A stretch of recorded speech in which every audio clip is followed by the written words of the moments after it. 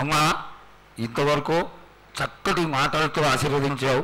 అలాగే ప్రకృతికరమైనటువంటి గాలులు ఏ విధంగా కొడతాయి, ఎండలు ఏ విధంగా కాస్తాయి, కాడి కొంటలని సస్యశ్యామలంగా ఉండటం కోసం ఎలా ఆశీర్వదిస్తావు, తదనంతరం ఆది వ్యాధులతో బాధపడుతున్న వాళ్ళందరినీ ఎలా ఆశీర్వదిస్తావు, ఈ యొక్క చక్కటి మాటలను నీ ముఖం ద్వారా తెలియజేయతల్లి.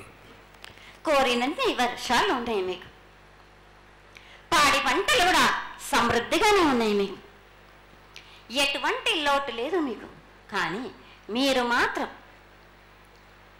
ఆనందంగా సంతోషంగా ఉండండి.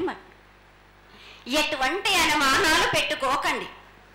నన్ను నమ్మిన వాళ్లకు నేను తప్పకుండా మీ కోరికలు తీర్చడానికి ఉన్నాను.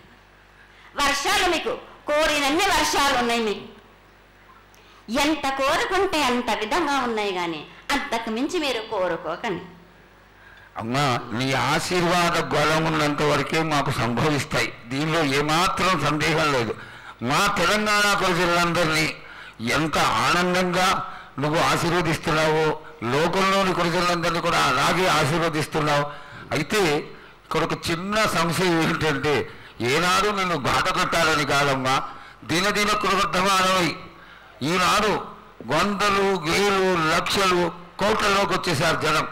ఈ కోట్లలోకి వచ్చినటువంటి జనమందరూ 48 గంటలు ఎడతెరికి లేకుండా నీ దర్శనం చేసుకొని నీ యొక్క ఆశీర్వాదం పొంది నీకు పలహారాలు పండ్లు అన్నీ సమర్పించుకొని నీ తృప్తిని తెలియజేయమని వేడుకుంటున్నారు తల్లి.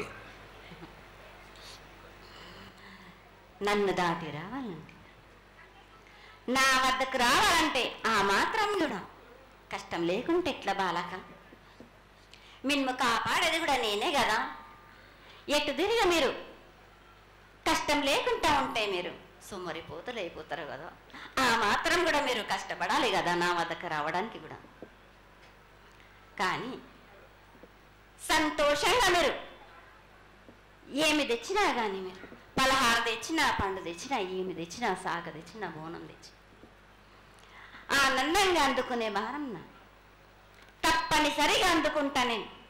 పిల్ల జల్ల కానీ గడ్డు గోదా కానీ ఎటువంటి ఆపద రాకుండా చూసుకుంటాను, ఎటువంటి వ్యాధి రాకుండా చూసుకునే భారం కూడా నాది. అమ్మ, చాలా సంతోషం తల్లి. ఇంతవరకు చక్కటి ఆశీర్వాదాన్ని ఇచ్చావు.